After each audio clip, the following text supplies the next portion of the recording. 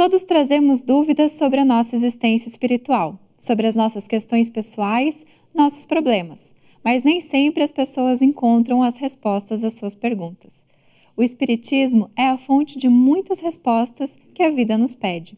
Começa agora mais uma edição do programa A Vida em Foco. E você é nosso convidado especial.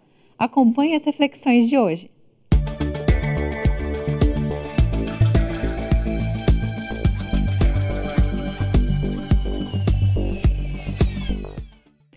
Um dos grandes desafios, não só das ciências, mas também das religiões, é entender os mecanismos pelos quais Deus se manifesta. Afinal, estamos mesmos mergulhados nas leis divinas? Onde podemos encontrá-las? Por quais mecanismos Deus se revela? Onde está escrita a lei de Deus? Afinal, o que é a lei natural? Estas e outras indagações serão respondidas à luz do Espiritismo na entrevista de hoje. Acompanhe, pois temos certeza que você vai gostar. A Vida em Foco traz também curiosidades, crônica, o Espiritismo esclarece e, fechando o nosso encontro de hoje, mais reflexões sobre a doutrina espírita e os ensinamentos de Jesus. Você é nosso convidado especial. Fique conosco. Confira agora a crônica da semana. Olá! Temos vivido em um mundo cheio de desafios. A violência alcançou níveis alarmantes, críticos, invadindo a intimidade dos nossos próprios lares. O ser humano tem fome de amor. A falta de amor por causa da nossa indiferença tem feito com que aqueles que têm fome a saciem de um modo saudável ou não. E quando o espírito não tem suficiente maturidade, irrompe a agressividade, a violência. Temos necessidade de ser reconhecidos, diferenciados. É uma necessidade psicológica, com reflexos físicos, viscerais. Pessoas adoecem por falta de amor, por falta de afeto. É fundamental dar e receber reconhecimento ou afeto pelo simples fato de uma pessoa existir, não indicando isso necessariamente que ela está certa ou errada. Como, por exemplo, eu amo você, filho. Que maravilhoso ser seu pai. Quando o marido diz, é bom estar com você, a esposa. E quando a esposa diz, é bom estar ao seu lado. Toques físicos de aconchego, olhar de aceitação, carinhos ou elogios incondicionais. Toques que as pessoas dão e recebem por serem simplesmente o que são, seres humanos. Simplesmente por existirem. Andar pelas estradas apreciando paisagens, olhar gente, coisas, amar a vida, amar a si mesmo, amar o outro. Saciar sedes, fomes, sem ter que provar nada, nem para si, nem para os outros. Porém, geralmente as pessoas valorizam mais as condutas, ou seja, o fazer, julgando sempre de acordo com os seus valores. Isso é bom ou isso é mal? Isso é certo ou errado? E a criança descobre uma maneira de receber afeto e passa a atuar. Pois as pessoas dão afeto condicionado às suas condutas, carícias condicionais por fazer, positivas por fazer certo, negativas por fazer errado, carinho por fazer tudo ou não fazer nada, fazer o que esperam de mim ou o que não esperam de mim. Aí começam as cobranças e as expectativas, e a partir disso muitas pessoas se esquecem de que podem procurar afeto e reconhecimento simplesmente por serem, e passam a lutar para receber afeto por fazer algo. É importante perceber que são alimentos diferentes, os dois bons, mas diferentes. Assim como a comida salgada e a doce. As pessoas necessitam dos dois tipos.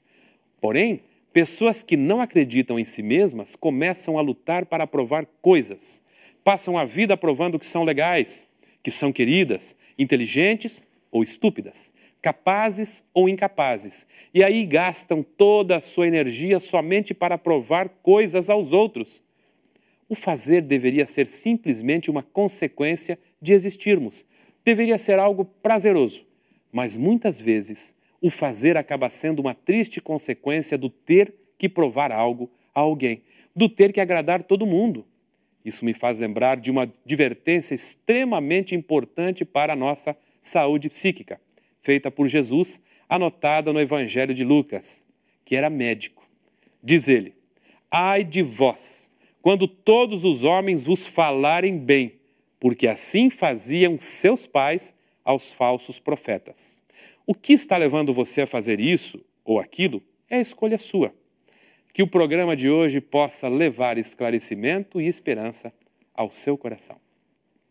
Confira agora o quadro de entrevista com o tema: o que é a lei divina ou natural?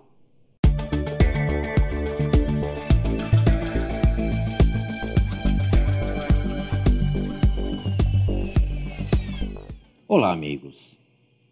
Hoje temos uma entrevista muito especial com o tema da lei divina ou natural.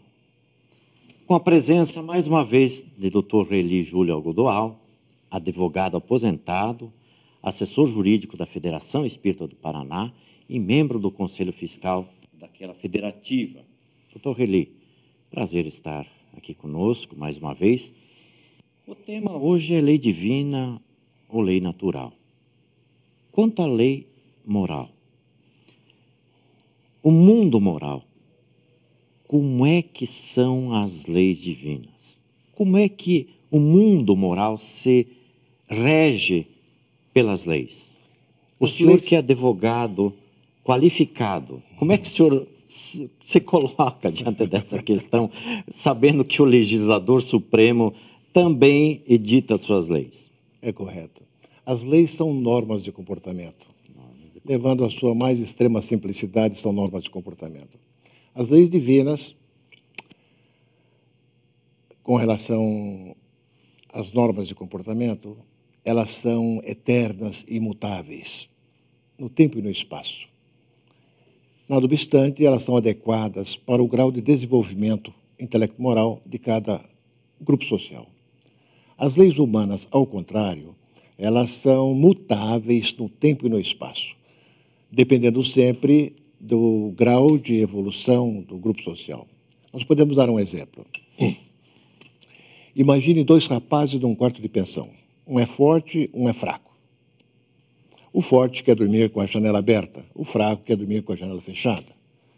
Eles têm que entrar num acordo. Ou bem um fica mais próximo da janela, o outro mais afastado, a janela é entreaberta. Mas, de qualquer sorte, eles têm que entrar num acordo para tornar possível a convivência dos dois naquele quarto de pensão. Um pode se impor pela força, como acontecia antigamente. Outro pode, os incomodados que se retirem. O mais fraco pode dar um tiro no mais forte. Mas, se acontecer isso, desaparece a sociedade. Para que a sociedade subsista, há necessidade de adoção de regras. E essas regras, naturalmente, vão variar conforme o grau de evolução do grupo social onde elas vão ser aplicadas. Nos primeiros tempos, o homem era extremamente rude, selvagem mesmo, então as leis eram muito violentas. Como nós vemos na lei de Talião, adotada pelos hebreus, inclusive no tempo de Moisés. Mas elas vão também se abrandando à medida que o grupo evolui.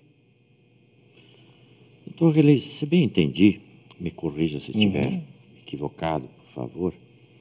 Estamos falando de leis com diferenças muito grandes. É verdade. As leis civis, as leis dos homens e a lei divina, que essencialmente se estrutura nas bases morais. É verdade isso? É verdade.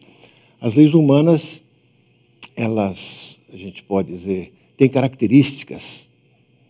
Uma delas, além de ser mutável, uma delas ela tem por fundamento a vingança. Desde o começo, a vingança ou o castigo, sempre ligando aquele nexo entre crime e castigo. Todas as leis humanas, quando elas definem um crime, elas prescrevem também uma penalidade. Antigamente, as penas eram terríveis, era morte, morte com requinte de selvageria, de crueldade. E à medida que o grupo vai evoluindo, as penas também vão se abrandando, né? Dá um exemplo para você. O Tiradentes foi condenado à morte. E se nós vamos ler a condenação, foi condenado à morte natural. E a morte natural nos dias de hoje é a morte morrida, morte de velhice. Quer dizer, mas ele foi esquartejado e era entendido ao seu tempo pela legislação como morte natural. Isso era pelo seguinte, porque havia dois tipos de pena de morte, a natural e a cruel. A natural era uma morte súbita, a forca, a guilhotina. E a morte cruel, antes da morte propriamente dita, o condenado era submetido a uma série de torturas. Teve um caso, por exemplo, que foi um atentado contra Luís XIV. Ele foi submetido a muitas torturas, uma das quais com as mãos sobre um braseiro até os ossos virarem cinza. E quem acabou com a pena de morte cruel no Brasil foi Dom João VI, por sinal. E essas leis vigoraram até 1830, quando surgiu o novo Código Penal. Então, a característica desde os primórdios era o castigo. Além do castigo, infundir no povo o temor da pena. Porque, com o medo da pena, eles poderiam abafar aquela vontade de praticar delitos. Perfeitamente. A lei de Deus não tem pena. Não existe punibilidade. Quer dizer, Deus não pune? Sim. A gente pode, como exemplo, lembrar Jesus, a conversa com a hemorroíça, com a adúltera.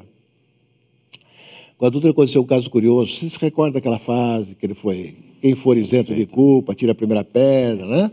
Foi escrevendo na areia, e todos foram se retirando, a começar dos mais velhos. Mas o que nos interessa é aquela parte final do diálogo. Mulher, onde estão aqueles que te condenavam? Foram embora, Senhor. Eu também não te condeno. Olha, que maravilha. Se nós formos ler a lei de Moisés, também dá normas de comportamento. Não matar, não roubar, não furtar, não deixar a mulher do próximo, sempre prescrevendo a omissão do mal. Mas não existe penalidade nenhuma. E Paulo de Tarso dizia, tudo me é lícito, nem tudo que me é lícito me convém. Quer dizer, são princípios informativos a nortear, inclusive, os legisladores. Mas até hoje nós ainda não aprendemos a lei de Moisés. Continuamos incorrendo nos mesmos erros. E adorando o bezerrinho de ouro, porque de um modo geral, a nossa educação está sempre voltada para a aquisição do dinheiro, o bezerrinho de ouro, né? É verdade. Além de outras coisas. Doutor Reli, um instante só, nós vamos fazer um rápido intervalo, a Renata está nos chamando, e voltamos a seguir com o tema Lei Divina e Lei Natural. Para mais perguntas aqui. Vamos para um breve intervalo e logo voltaremos com a segunda parte da entrevista. Não saia daí!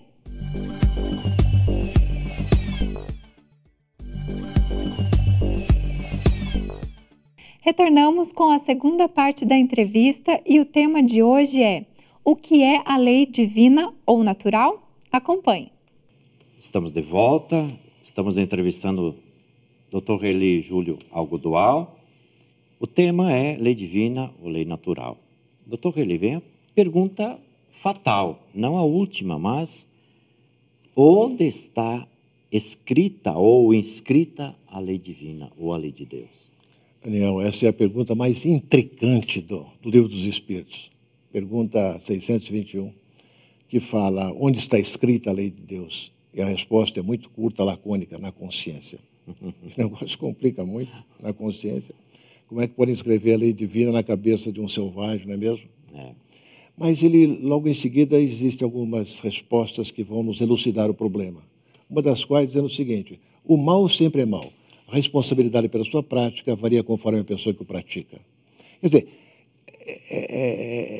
o conhecimento, a capacidade de amar o semelhante são conquistas individuais. E de pouco a pouco, paulatinamente, que ele vai tomando consciência das leis divinas. É como, por exemplo, no estudo da matemática. O aluno aprende primeiro a somar, depois diminuir, multiplicar, dividir, e assim também é o conhecimento da lei divina. À medida que o indivíduo cresce intelectual e moralmente, ele vai se apercebendo cada vez mais da lei divina, que é muito complexo. Hoje nós ainda somos muito pequenos para compreender a lei de Deus, né? O homem tem aquela pretensão de definir a Deus, mas definir é colocar a divindade no nosso campo de observação, e isso é impossível. O finito, definir o infinito, não tem como. Mas o ministro Flacos, no livro Libertação, ele nos dá uma informação muito preciosa. Nós não passamos comparado com os espíritos superiores, nós não passamos de bactérias impulsionadas pela fome e pelo amor. Isso não nos deprima, né, doutor Reli? Porque é um fator de estímulo para nós isso, né? esse conhecimento paulatinamente vai sendo gravado. Aliás, outras referências também. A lei dos homens ainda antigamente analisava apenas o aspecto objetivo. Matou, é morto. Roubou o quarta-mão. Mais recentemente é que começou a penetrar no campo da motivação. Então pergunta não apenas o lado objetivo do fato delituoso, mas o que levou o indivíduo a delinquir. E conforme a motivação, ele vai estabelecer a gradação da pena. Mas o Espiritismo está na vanguarda de todas as ciências, inclusive do direito. Então já começa a antever também um outro aspecto muito importante, que é o da responsabilidade moral do agente. Hoje isso é visto muito acanhadamente no caso da irresponsabilidade penal, né? Mas a lei de Deus vai analisar isso. A responsabilidade moral do agente. Um mesmo crime praticado por um selvagem, por um sábio, exige naturalmente uma pena diferente. Enquanto a pessoa não tem conhecimento da lei, ele não será tão responsável perante a própria lei. Por isso que diz, tem olhos para ouvir e não vê, tem ouvidos e não ouve e não entende. É verdade. Então, isso até é um ato de misericórdia de Deus, né? Sem dúvida nenhuma. Doutor Reli, na esteira dessa sua proposição agora, o senhor como estudioso da doutrina espírita e como jurista destacado, nós não podemos interpretar a doutrina por uma única resposta dada a um questionamento do codificador. Correto. Como é a Constituição, né? A interpretação deve ser sistêmica, sistemática. O que é que o senhor pode nos falar a respeito dessa questão para entendermos a chamada lei divina ou lei natural? Porque às vezes encontramos estudiosos ou estudantes da doutrina com dificuldades de compreensão acerca de alguns assuntos, porque isso não é um tema simples, né, doutor? É verdade. Veja bem, Daniel, nós nunca ficamos desamparados. A presença divina sempre esteve ao lado do homem, através dos profetas, os iluminados, e, mais diretamente, através de 3 revelações.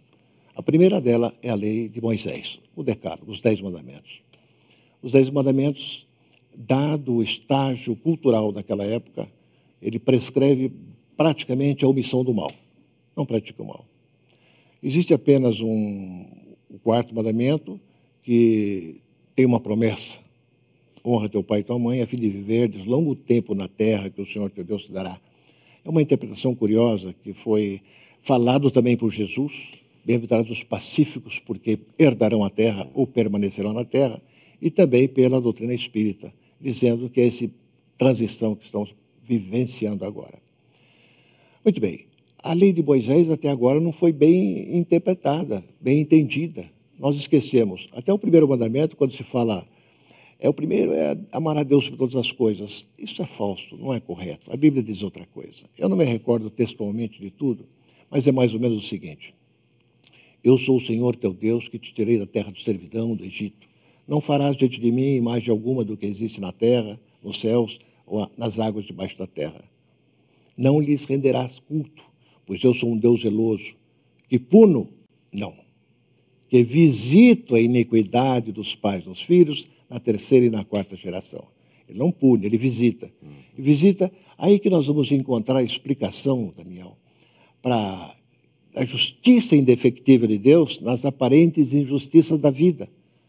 Todos esses problemas que a ciência não encontra a solução, a morte prematura, doenças kármicas, doenças terríveis, homossexualismo, pessoas que vêm ao mundo destituídas de moral, sem nenhuma sensibilidade moral, alguns voltados para o mal, né? Imorais, amorais, outros genialidades, né? Pessoas que praticam o bem como uma imposição instintiva do próprio ser evoluído. E somente a reencarnação vai explicar tudo isso. A segunda, Daniel, seria com Jesus, que não alterou a lei de Moisés, mas veio complementá-la e dizendo, não basta a omissão do mal, mas a ação no bem. Ama, perdoa. E o Espiritismo veio ratificar as 2 mensagens. Só que veio estabelecer a razão de ser da lei. Ou como dizia o advogado, a ratio legis, a razão de ser. Por que devemos amar os inimigos? Por que devemos perdoar aqueles que nos ofendem? Então, o Espiritismo é que nos proporciona esse conhecimento que vem nos posicionar na vida, saber o que nós somos realmente, de onde viemos e para onde nós vamos. E o que devemos fazer para mais rapidamente alcançar aquilo que nos aguarda, consentâneo com a grandiosidade de Deus. De fato. Doutor Relli, agradecemos a sua presença aqui no nosso programa mais uma vez. Continue conosco. O programa Vida em Foco continua. Se você tem dúvidas e quer ouvir as respostas aqui no programa, mande-as para o contato @vidaemfoco.com.br e acompanhe as próximas edições do programa. Fique agora com o quadro O Espiritismo Esclarece. Confira agora o Espiritismo Esclarece, com a participação especial de Divaldo Pereira Franco. Qual a utilidade da velhice? Tudo que nasce morre.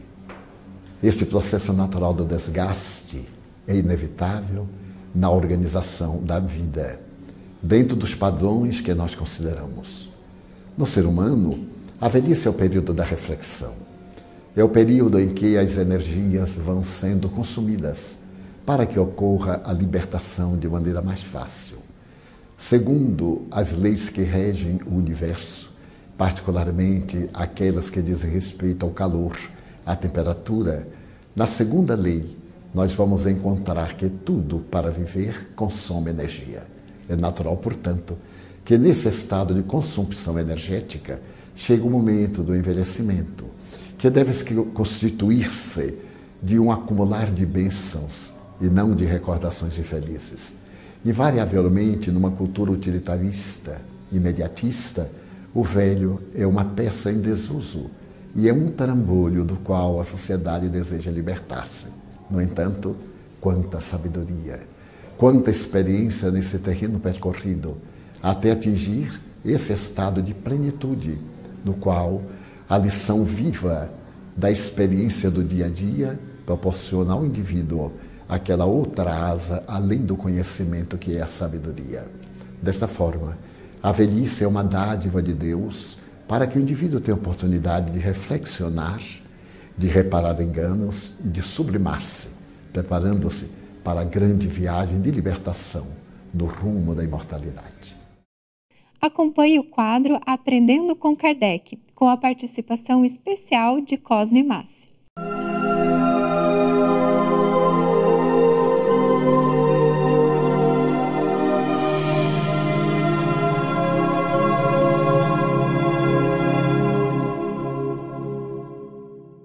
Olá, Aprendendo com Kardec. Mediunidade. Allan Kardec, em O Livro dos Médiuns, no item 159, vai dar duas definições para o médium. Médium, no sentido lato, é todo aquele que sente, num grau qualquer, a influência dos espíritos. Nesse sentido amplo, todos somos médiuns, porque todos sentimos a influência dos espíritos, dos nossos anjos guardiães, dos nossos espíritos familiares e daqueles espíritos que se aproximam de nós. Mas, diz Allan Kardec, no sentido restrito do termo, são médiuns aqueles que são dotados de faculdades especiais que permitem a comunicação com os espíritos. Allan Kardec vai dividir os médiuns em dois grandes grupos. Os chamados médiuns de efeitos físicos, aqueles que são aptos a produzir e provocar os fenômenos materiais, os barulhos, os deslocamentos de objetos e todos esses fenômenos que demonstram ostensivamente a presença dos espíritos. Os médiuns de efeitos inteligentes são aqueles que são aptos a receber e a transmitir as comunicações inteligentes dos espíritos. Foi a partir da mediunidade que Allan Kardec construiu a ciência espírita para conhecermos o mundo dos espíritos, para sabermos como os espíritos vivem após a morte do corpo é essencial à mediunidade. Esta faculdade especial dos homens que faz com que possamos nos comunicar com os nossos espíritos amigos, com os familiares que já morreram e receber dos espíritos superiores as orientações para uma vida melhor. Por isso, a importância da mediunidade, tanto para consolar cada um de nós ao garantir a continuidade da vida após a morte e a possibilidade de comunicarmos com os espíritos, com os homens após a morte do corpo. E esta outra possibilidade de aprendermos com os espíritos superiores, compreendendo a verdadeira vida, que é a vida espiritual. Só a mediunidade propicia a construção de uma ciência, dando a ela os elementos necessários para que a teoria fosse construída com a observação, com o ensinamento dos espíritos. A importância da mediunidade dos médiuns na vida de cada um de nós, nos fornecendo a prova de que somos espíritos imortais, nos fornecendo o conhecimento acerca da nossa verdadeira realidade da vida espiritual.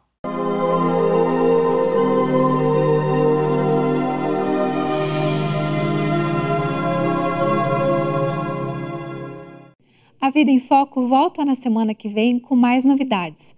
As suas sugestões são muito importantes para o nosso programa e você pode enviá-las para o e-mail contato@vidaemfoco.com.br. Se você perdeu alguma edição anterior do programa, acesse o site www.avidaemfoco.com.br. Curta a página no Facebook A Vida em Foco e acompanhe a produção do programa.